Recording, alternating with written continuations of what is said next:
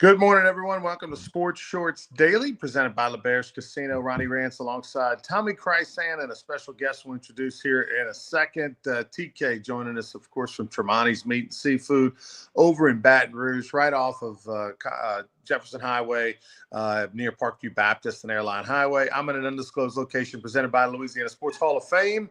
Go to lasportshall.com. Check out plenty more on the 2025 Hall of Fame class and all the induction events this summer. And we're presented by LeBear's Casino, which no better place to watch the Super Bowl than at the sportsbook at LeBear's Casino or the Sports Grill. I mean, it's going to be packed. It'll be a lot of fun. People yelling and screaming. And, of course, the best part, you are literally feet 10, 20, 30, 40, 50 feet away from the betting window. You can place all the different action for the Super Bowl at LeBear's at the Sportsbook. Let's bring in right now our regular Saturday morning contributor to Sports Shorts Radio, which, of course, you can listen in Lake Charles and Lafayette and Baton Rouge on ESPN Radio every Saturday morning around 10:30. He swears he's going to be 10:30 from now on the rest of the year. But Joel Davis joins us. JD, how are you, sir? Well, I was threatened.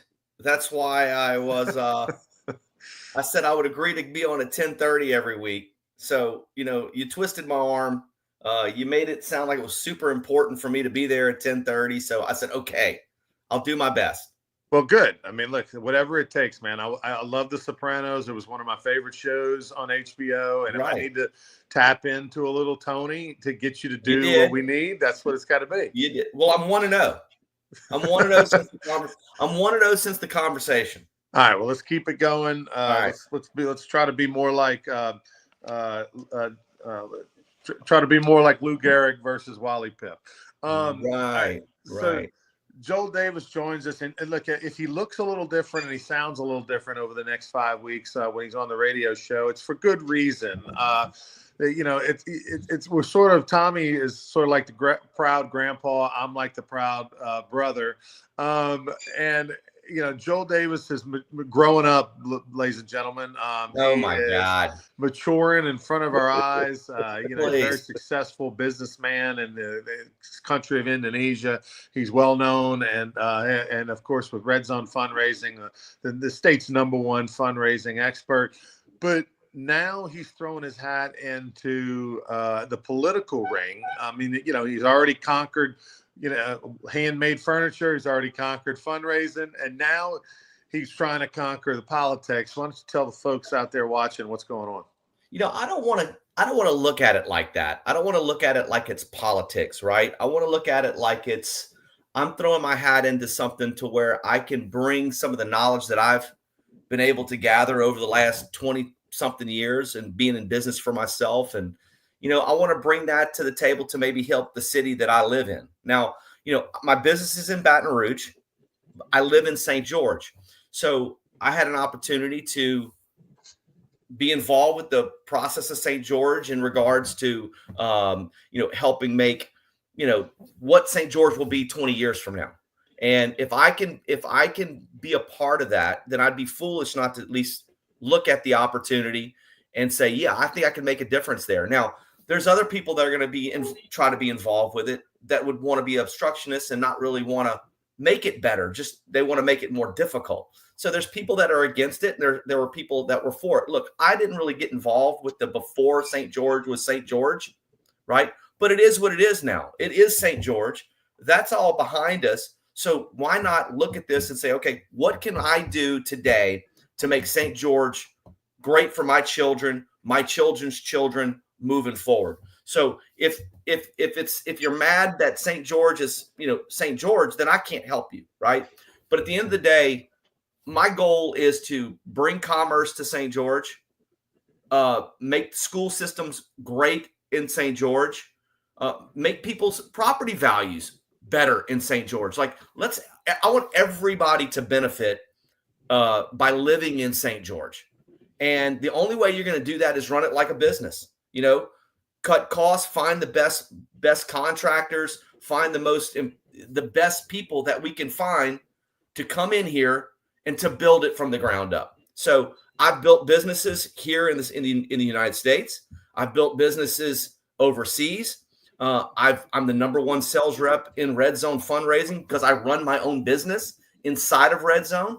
So I feel like I can do it. I said, it's a larger scale process, but I've been to battle multiple times and I've come out ahead. So I think I have those. Now, if you're getting involved with this and you've really never done anything, you've never built anything, it's kind of like, why would you hire a police chief that's never been a police chief, right? Or has never been in any type of Law enforcement. Law enforcement. You wouldn't do that. So look, running a city is very similar to running a business, in my opinion. You have to balance a budget. You have to bring in more money than you put out, and all that matters. So at the end of the day, that's why I'm doing. I feel like I'm qualified for the position. Obviously, I'm going to learn a lot in the process, but I'm willing to learn. I'm not going into this thing wanting to slow. Look, government moves slow enough, Ron. You know that, TK. It already moves slow enough. We don't want anything. We don't want that. We want to make it move as fast as possible. So tell the folks what position you're running for. So I'm running for city council at large. So, I could have done a district and just been on a small scale councilman, just focusing on one area, which is fantastic because you're really well known in that area. Maybe, like TK lives in a certain area. He would have been great to run for city council in that specific area because he knows people there and he's got that area at the top of his, mind, and he wants to make it as best he can. Well, we already have a great councilman in District 3 and Max Email, and Max is he's the interim, and I think he would do a great job. So I didn't want to run against him. So I thought that, hey, let me go at large, and I can help the whole city. I can be that liaison that can be anywhere, everywhere, and help everyone.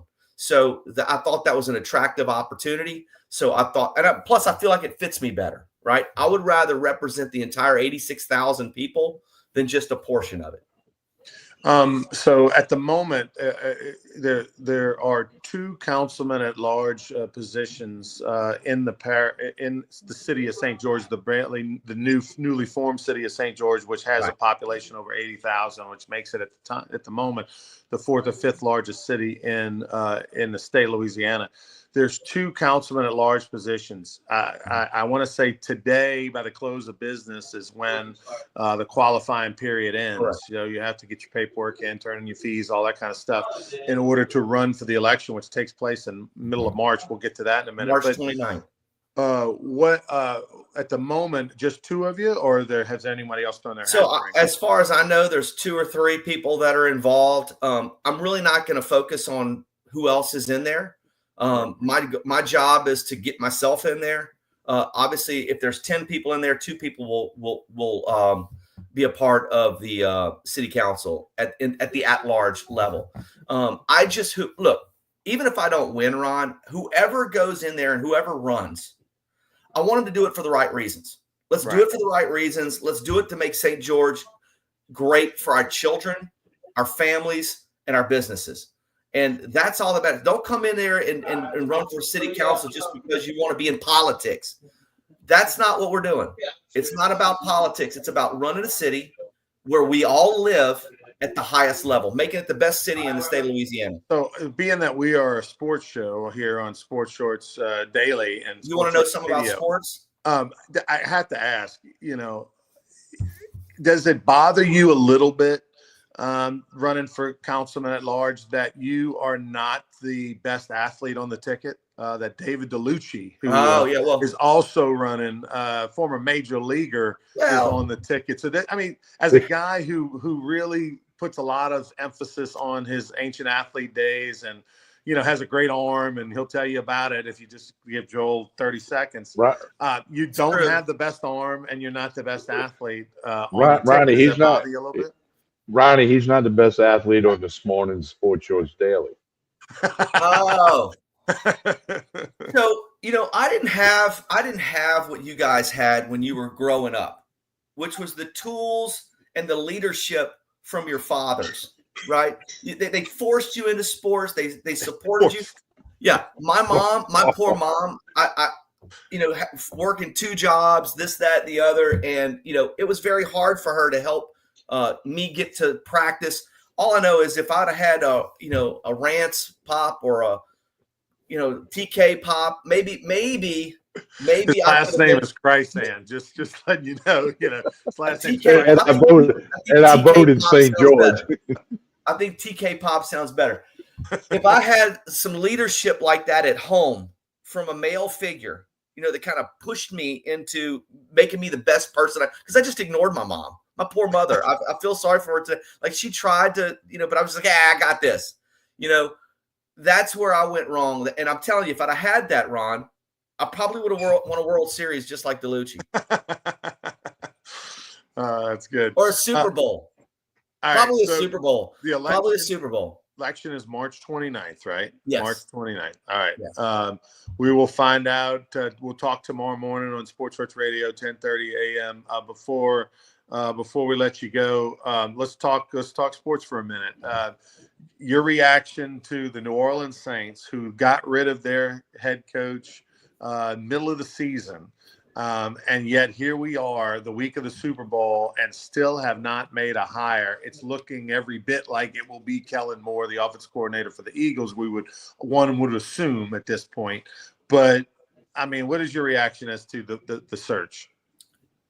I mean, you had a big fish on the hook. You had a guy that's proven winner. You've had a guy. You had a Sean Payton 2.0 right there that you could have hired. I think it came down to money. I don't think that they wanted to pay Mike McCarthy what Mike McCarthy probably wanted to make based on the roster that they have and where they're sitting. I think that they know that they have work to do in regards to that roster and getting back to, the playoffs. So maybe they didn't want to pay a coach $10, $12 million a year to flounder for a couple of years. So what do? They go find the guy that reminds them the most of where they were successful in 2006. A young, proven offensive coordinator, Sean Payton, in 2006 was hired from the Dallas Cowboys, had been to a Super Bowl with the Giants, had a lot of experience, kind of, a lot of tutelage from Bill Parcells. Now you're looking at Kellen Moore, played football at a high level. In college, was very good in college, played at the position in the NFL, has coached under Mike McCarthy, is going to the Super Bowl this year. Here's what I think that their most attractive thing about Kellen Moore is, and I run into this all the time with coaches that I work with.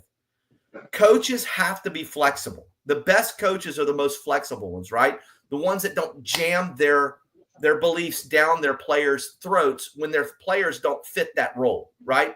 It's kind of like a guy that's wants to run. That's a professional spread guy. He knows everything about the spread. That's his thing. That's his baby. He's had success with the spread. He gets a new job at a new school, but he doesn't have a quarterback. He didn't have a guy that can sling it around the field. So he scours campus to find someone that can throw the football. Can't find one. Plus, he can't find a guy that can really catch the ball. But he still tries to run the spread, Ron. He's going to go in there and I'm going to run my system and you guys are going to figure it out. That's a recipe for failure. You're not going to be successful. You're probably not going to win a lot of ball games. What Kellen Moore has proved is that whatever he has, he can adjust to it, right? Jalen Hurts, Saquon Barkley is a lot different than what he was doing in Dallas last year. I mean, he adapted and took this team to the Super Bowl. So you got to give him credit for that, and that's kind of what you look for in a coach is a guy that can adapt, a guy that can see what he has around him, right, and implement that as opposed to sticking to his guns. This is what I do. And look, that's what I want to bring to the city council too, Ron.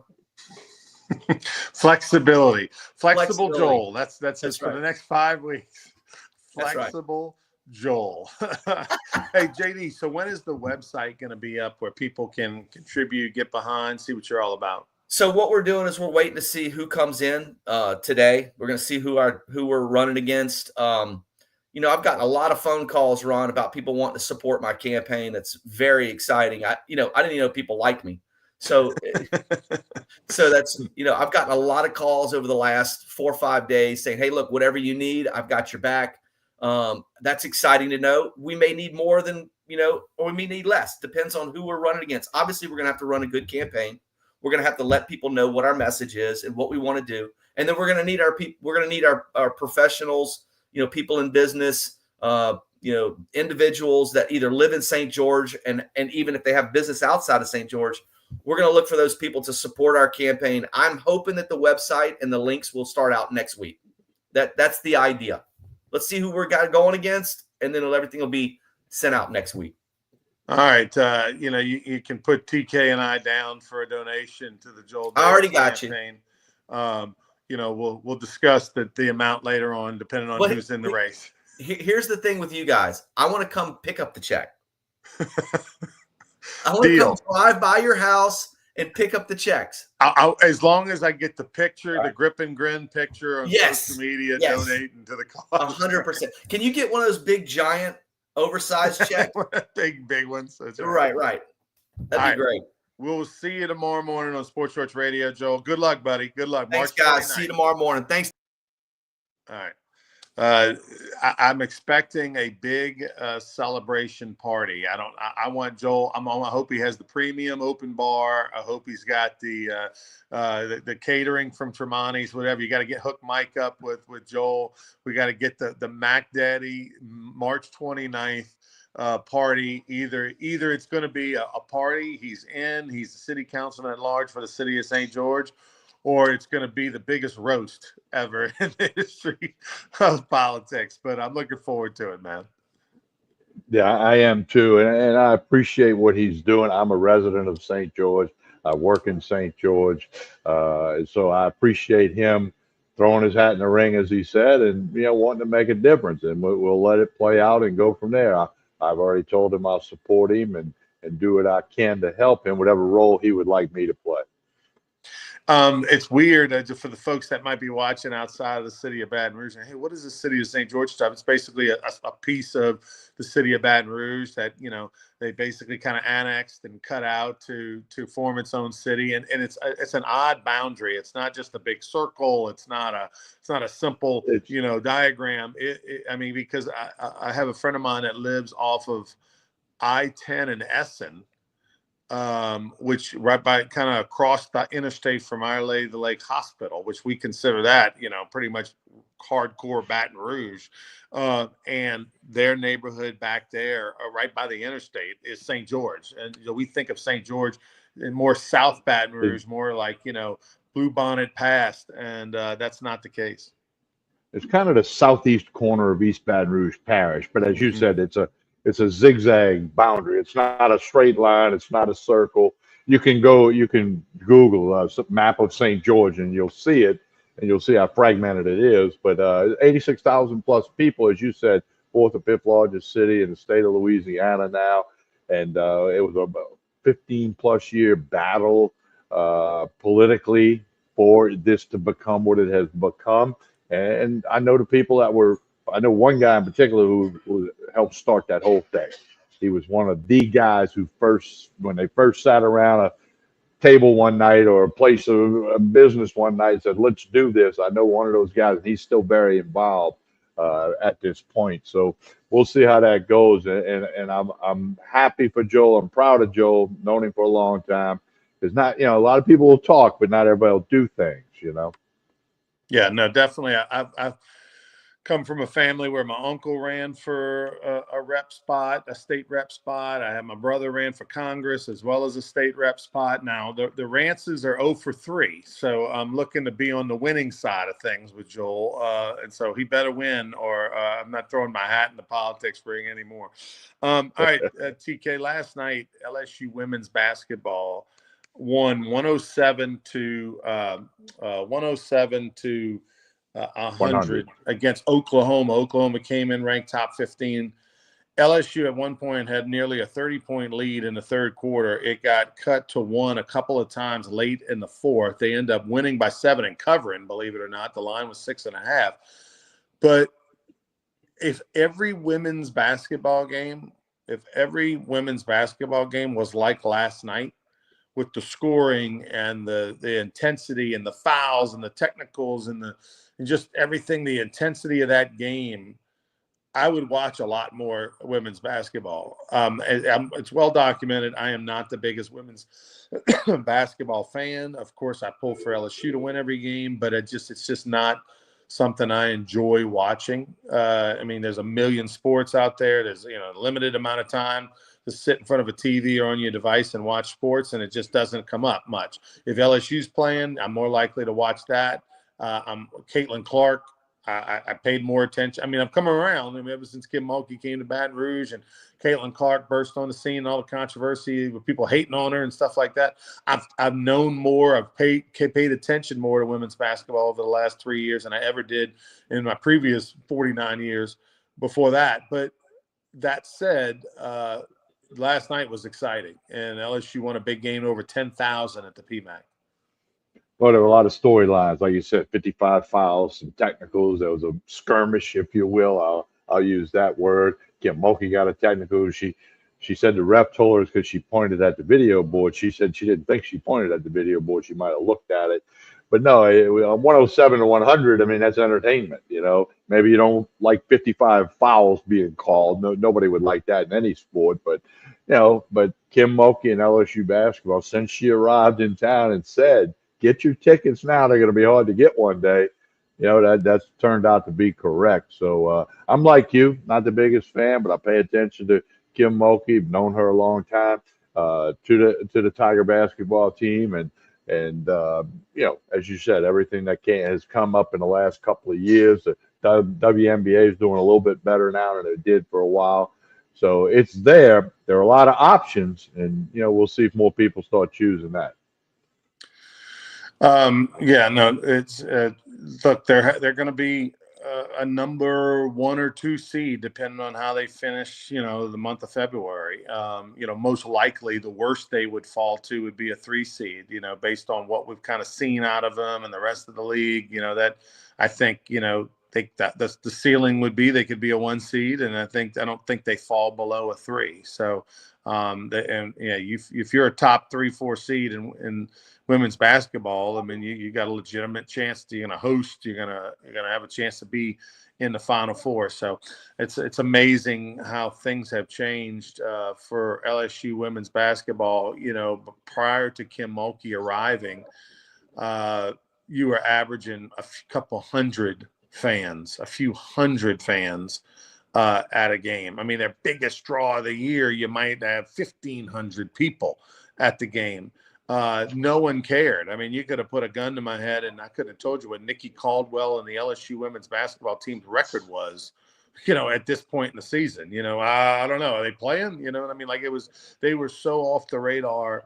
There was just only a handful of about 500 hardcore women's basketball fans that really cared. And to see what it's become now, where, guys are, tickets are selling online for hundreds of dollars, and boosters are fighting for courtside seats and all that. I mean, it's you can't give enough bouquets to what Kim Mulkey has done in turning this program around. And let's not leave out what gymnastics has done as well, as far as selling tickets and getting crowds. The women's sports thing. Nationwide, it's different in different states, different parts of the country, different conferences. But what LSU has accomplished, is in softball. I mean, they have a very strong women's sports programs, top to bottom. And that's in part because of the fans, but that's also the commitment by the LSU athletic department. A topic we don't ever discuss here on Sports Shorts Daily. I'm thinking in the years that we've been doing this show, whether it be radio or the Sports Shorts Radio on Saturday mornings from 10 to noon or Sports Shorts Daily, I don't know if the words figure skating has ever come out of our mouth. If it did, it may have been like one time or something like that. But yesterday and Wednesday night and into yesterday was such a tragic day for the sport of figure skating in the United States. A guy that you and I grew up on, Dick Button, died at 95 years old. He passed away. This guy was a legend for 60 years in the sport.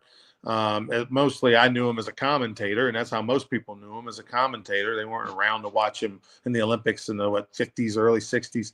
But as an amazing, charismatic commentator from the Boston area. And then with the tragic plane crash in Washington, D.C., nearly 20 people that are influential in the sport of figure skating in the United States, some of the best, some of the brightest coaches, some of the best young figure skaters in their teens were tragically a part of that plane crash. And we lost them along with a total of 67 people. TK, just shocking, the development of that. The United States, we has been fortunate that there hasn't been this major plane crash, commercial plane crash to that extent in about 15 years in the U.S. As many flights that happen on a daily basis all over the country. I mean, we're talking millions of flights in the amount of 15 years. That one is going to potentially, they say, set the sport of figure skating back in the United States back a number of years, because this was the future. Yeah, it's horrible news, horrible situation for all involved, including the helicopter pilot, who's I want to say he's from the state of Mississippi.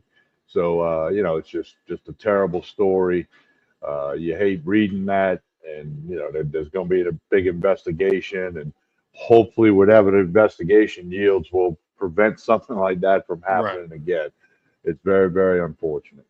Yeah, it's hard to believe in this day and age that two a plane and a helicopter could collide in midair. I mean, on a lighter note what are the chances, right? I mean, it's a giant sky, giant sky. I mean, the chances that these two things are going to collide with each other is just so, the chances are so astronomical. Not as astronomical as about, I'm going to say 15 years ago. Feels good, Tommy. 15, if you told me 20, maybe. Okay. I was playing at Greystone Golf Course. I was on hole number 16, which if you've never played Greystone, that doesn't mean anything to you. A slight dogleg left. Okay. There's some trees, some pine trees along the left-hand side of the course. But if you pull it right off the tee box, and if you severely pull it, not slice it or anything, or hook it, if you pull it, you can run it down the fairway, the 17 fairway, to the left of those trees. And I did. So this particular day, I crushed it. I hit it well. I mean, I hit it flush, but I just straight pull it, and it just barely avoids hitting the trees. So it's going, 250 yards or whatever down the left-hand side of the 17 fairway, which is coming up from where we were hitting. We were going down 16. And I'm about 110 yards, 120 yards max out from the hole. And so I'm hitting a wedge. And there was someone else in my group that I was playing with, and they were about 120 or 25 yards. So, but they were on the fairway. I mean, the other side of the trees, the correct fairway. And unbeknownst to each other, we both hit at the same time, and our balls hit in the air above the green and fell down just, on the fringe of the green. We could hit 1 million golf balls right now trying to do that again and could never do it.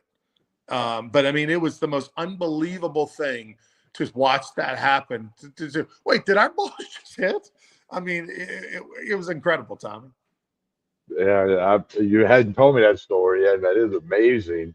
And I've been on a golf course more than a few times in my life, and I've never known that to occur. Even because sometimes, like you said, you're in the wrong fairway, he was in the correct fairway, and you didn't go, okay, you hit, I hit.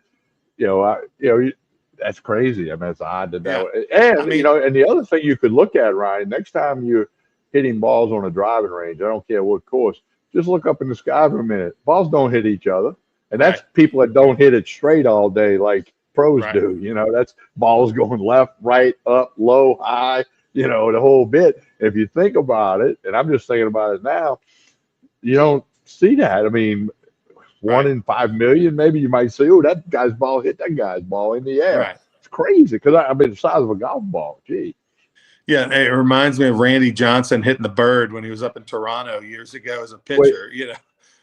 Well, that reminds me of one of Billy Martin's funniest lines ever. It's kind of a takeoff on the Randy Johnson hitting the bird. One day, Dave Winfield was throwing a ball in from the outfield and hit a bird. Okay, it doesn't get as much publicity as Randy Johnson's. And Billy Martin, after the game, when they was asked about it, he said, well, there's absolutely no way he was trying to hit the bird because he hadn't hit a cutoff man all year. So Billy Martin played it into that. Like, yeah, I know he wasn't trying because he can't hit a cutoff man. He couldn't have tried to hit the bird, you know? Yeah, I mean, unbelievable. Now, I have Randy seen Johnson. a bird pick up somebody's ball off the green. I have seen What's somebody hit a shot into the green. It was actually in West Palm Beach, Florida. Nice shot somewhere on the green, just say 15 feet from the hole. And a bird landed, picked the ball up, and flew off with it. And that's happened at the TPC on that island green too. And I'll be at that tournament in March here about 6 weeks. I'll be there for the Thursday round on that, and I'll be in a skybox on the 17th hole. But I've seen that. But the bird pick went up, but 2 balls hitting like you did at Greystone, that's we need to get some odds on that. Can I go to ESPN Bet at LaBerge and put some odds on that? Yeah, it'd be one about 1,000,000 to 1. All right, TK, we'll be back on the radio tomorrow morning, 10 to noon, on Sports Shorts Radio. You can listen to it on ESPN Radio in Baton Rouge, Lafayette, and Lake Charles. Tell us about Tremonti. Well, they can get you loaded up for the weekend here at Tremonti's with the ribeye rolls, the shrimp rolls, the Chairman's reserve meat, the Wagyu steaks, everything you need. They got some seafood here, crawfish coming soon, all the wine and bourbon and vodka and tequila that you need. Get loaded up for the weekend right here on Jefferson Highway in Baton Rouge. Tremonti's Meat and Seafood. Tomorrow they got a barbecue smoked ribs lunch special. Come by and get that. Tremonti's Meat and Seafood, deer processing for you guys still shooting deer out there. They can do a lot of that. My son-in-law brought a couple of deer in here the other day to be processed. So they can do a lot of things at Tremonti's Meat and Seafood on Jefferson Highway in Baton Rouge. Check them out. As Ronnie said, radio tomorrow morning, 10 a.m. to 12. We're live at Fat Daddy's in Plaquemine. Great sandwiches there. No doubt about it. You can hear us in Baton Rouge, Lafayette, and Lake Charles. 10 a.m. to 12 noon, ESPN 104.5, ESPN Baton Rouge, and then ESPN Southwest Radio in Lafayette and Lake Charles. On behalf of Joel Davis, we thank him for joining us today. Good luck, Joel, in your race for the City Council at Large seat in St. George. On behalf of Ronnie Rance, I'm Tommy Krysan. Have a good Friday, everyone.